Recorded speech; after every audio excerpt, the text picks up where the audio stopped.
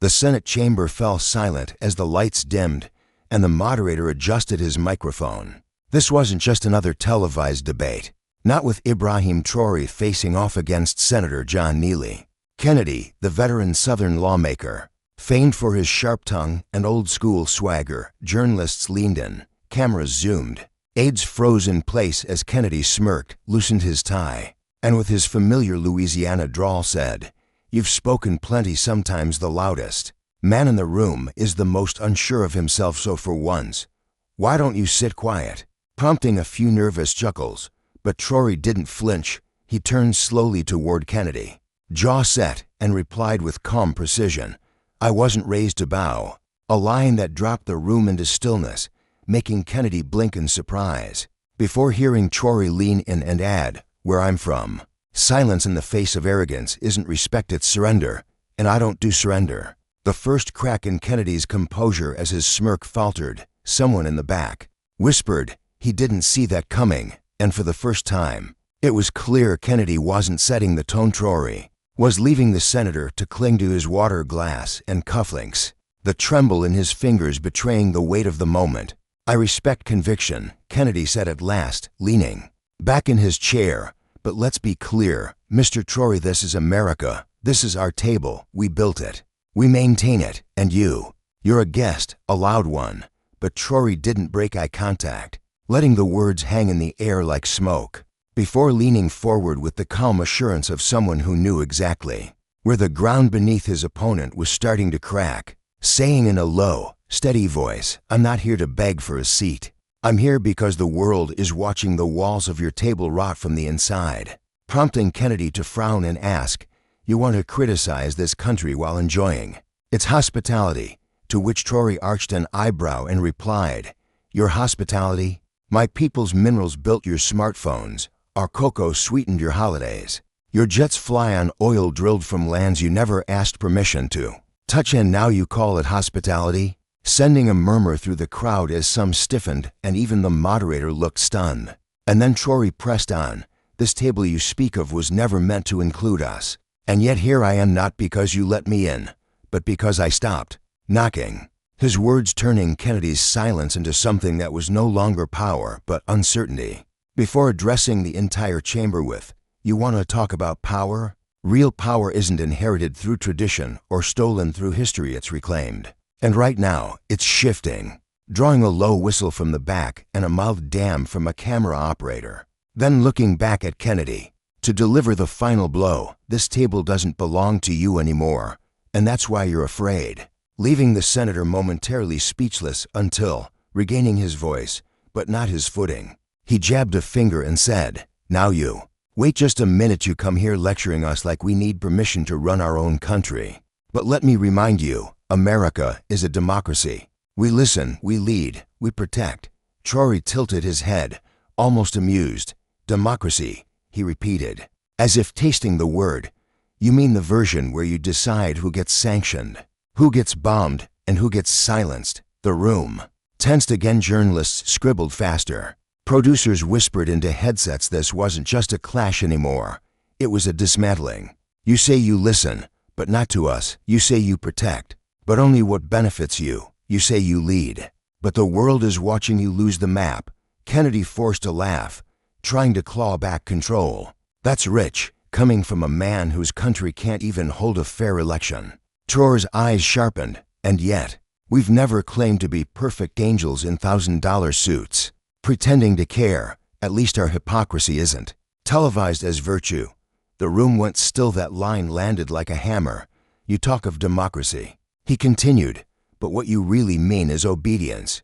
You don't want equals, you want echoes. You invite leaders like me to your stages, not to understand us, but to tame us, to dress us in suits, make us nod politely, while you carve up the world behind closed doors." He looked straight into the camera. "So let me be clear. For the people watching here and across oceans, I am not here to be tamed. I am not here to be liked. I am here to remind you your age of control is ending." Even the moderator leaned back, no longer feigning neutrality. Kennedy sat frozen. This wasn't a guest who had forgotten his place. It was a storm that had walked through the door and refused to leave. His once confident hands now gripped the table's edge, the weight of Traoré's words pressing like history itself. Straightening, Kennedy tried again. "You speak like a revolutionary, Mr. Traoré. But revolutions don't build nations, they burn them." Traoré nodded slowly, almost inviting the challenge. "And what do you think built yours? A handshake?" He leaned forward, voice like steel. "Let's not pretend your foundations were clean. You built empires on broken backs, stolen lands, enslaved hands, and rewritten truths. And now you wear that history like a tailored suit, pressing others to admire the fit," Traoré said. Kennedy scoffed. "That's ancient history, not to the people still living in its aftermath." Traoré shot back. "Your corporations still extract, your banks still own, your diplomats still dictate." He paused, locking eyes with Kennedy. "You say you fear chaos, but what you really fear is justice finally knocking on your door." The room went dead silent. Traoré didn't raise his voice, and he didn't need to. His calmness made the words cut deeper. "You call us unstable," he continued, "but forget who designed the instability. You drew borders that divided, brothers armed leaders to create dependency, and funded wars when we resisted." Kennedy's face flushed, caught between defense and disbelief. "This idea that your system equals order, it's a myth that's controlled, dressed in law." Silence paid for with aid, a smile over a clenched fist. Then came the moment that would later loop endlessly on social media. Traoré stood not abruptly, but with deliberate weight and said, "You don't fear disorder. You fear the truth finally organizing itself." Kennedy looked up, his voice caught in his throat. The moderator stayed quiet, and for the first time that evening, the chamber felt like it belonged to someone else entirely. Traoré remained standing not out of arrogance, but because the room had risen to meet him. Cameras tilted upward, journalists adjusted their angles, and even Kennedy's gaze seemed smaller from below. "You wanted to talk policy," Traoré said evenly, "but let's talk reality. Your reality is built on forgetting. Ours is built on remembering. You remember the wars you win. We remember the children we bury. You remember your flags waving. We remember your drones overhead. You remember trade. We remember chains." The silence that followed was no longer awkward, it was reverent. Kennedy opened his mouth to respond, but the words refused to come. "You're making it sound like we're the villains of history," Kennedy said. Traoré didn't flinch. "No, Senator, you made yourselves the heroes of a story you refused to share." Stepping from behind the podium, his voice filled the chamber without ever rising in volume. "I didn't come to be heard. I came to be remembered, and not because I played along, but because I reminded the world of what your memory erases." He gestured toward the audience. "People like me, we don't ask for seats. We build new rooms.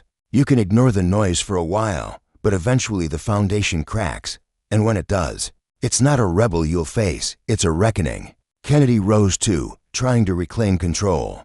"You talk big for someone whose country depends on our security and support." A small smile crept across Traoré's face, not of joy, but recognition. "And you talk loud for someone whose power depends on people staying quiet." The crowd shifted, murmurs turning to a buzz. Hashtags began forming before the event even ended. Traoré glanced back once more. "I am not a moment, Senator.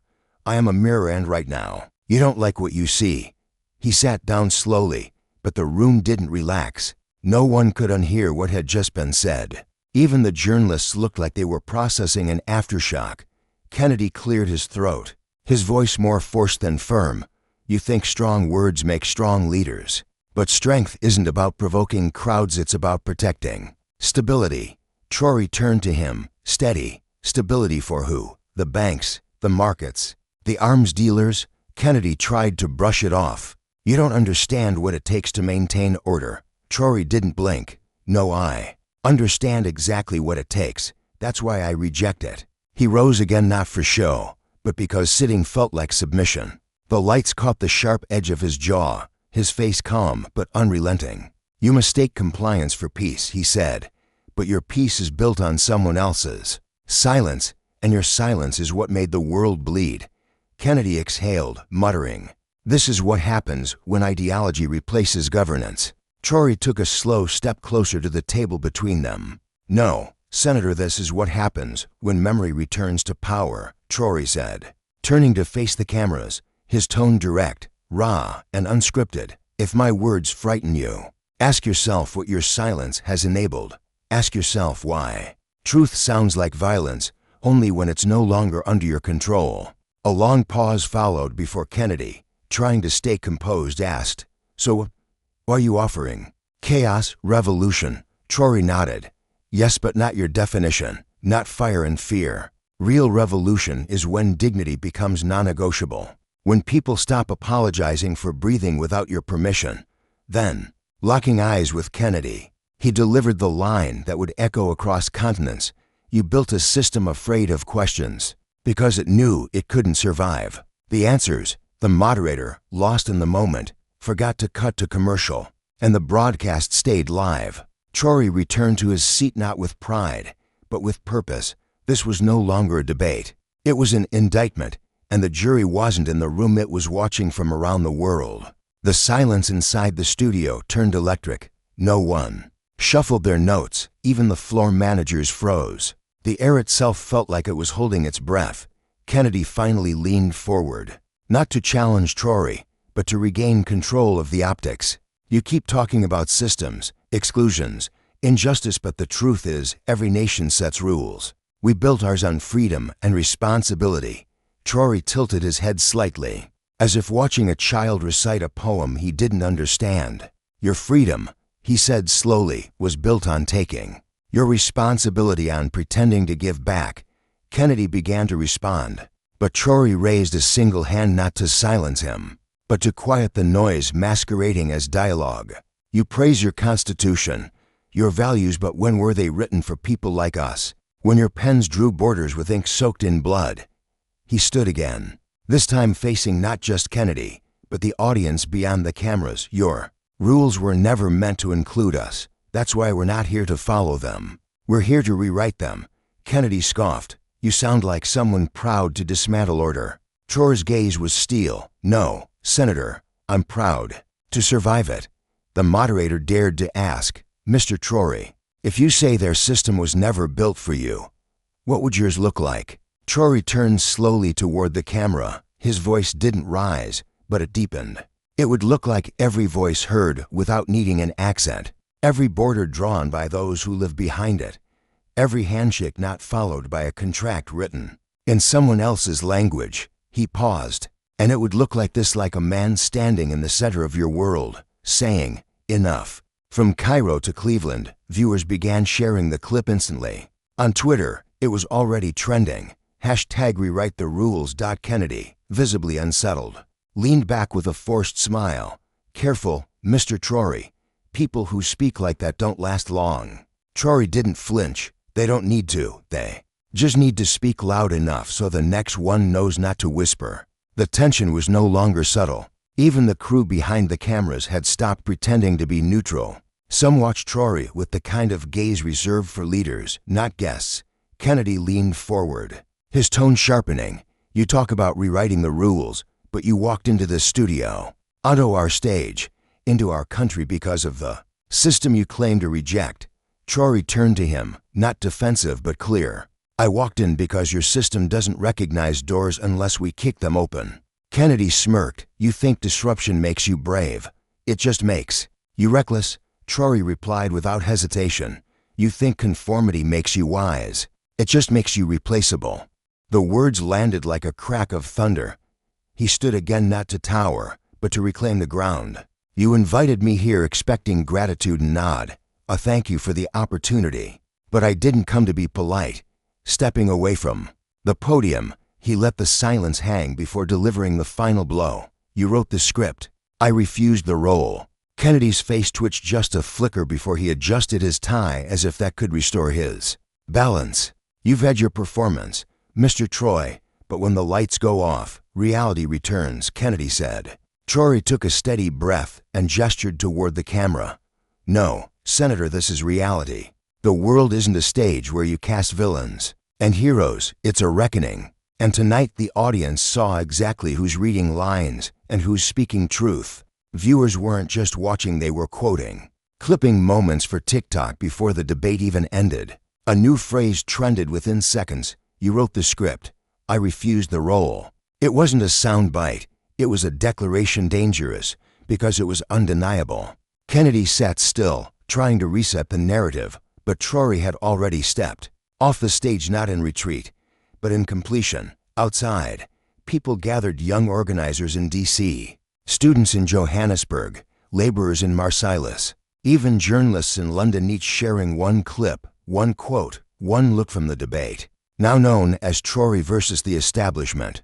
Inside, Kennedy remained seated, his posture rigid. "You're good with words," he muttered. "But history favors those who build, not those who disrupt." Traoré turned slowly. "History doesn't remember the builders of cages, only those who break them." Kennedy shot back. "You call this progress, challenging everything we've built?" "No," Traoré replied, voice low but unshakable. "I call it remembering what we lost to build it." He didn't pace or raise his voice, yet every syllable carried centuries of silenced voices. "My people were taught to forget their names, roots, languages, land. You call it rebellion, but this isn't rebellion." He locked eyes with Kennedy and whispered, "It's remembrance." The word didn't echo, it detonated. Backstage, a producer teared up without knowing why. Kennedy froze, his carefully rehearsed arguments crumbling under the weight of memory. The moderator, struggling to regain order, asked, "Mr. Traoré, what is it you want?" For the first time, Traoré smiled, not with irony or defiance, but with clarity. "I want what was always ours, the dignity of self-definition. The silence between chains broken, not because you gave us freedom, but because we took it back." He didn't look at Kennedy. He looked into the camera, speaking to everyone watching miles away. "This isn't about beating you at your game. It's about burning the board." The silence that followed wasn't empty, it was sacred. A producer's voice crackled through the moderator's earpiece. "Ratings are spiking. Twitter's melting. Keep them talking." But Kennedy had nothing left to say. His usual arsenal of sarcasm, charm, and conservative punchlines had collapsed, leaving him still and calculating how to reframe the narrative.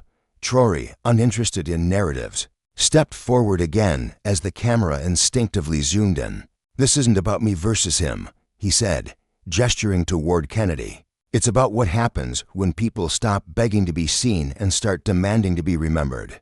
Kennedy snorted. "Is that your rallying cry? More anger, more division?" Traoré didn't look at him. "No, that's your fear." He raised one open hand, neither clenched in a fist nor lifted in protest, but as an invitation. "Power doesn't scare me, silence does. And for too long, we've been silent in your halls, your meetings, your interviews, waiting for your nod. This time, we're nodding to each other." The audience erupted, not with cheers, but with a still, reverent hush, as if history was being written not by law, but by voice.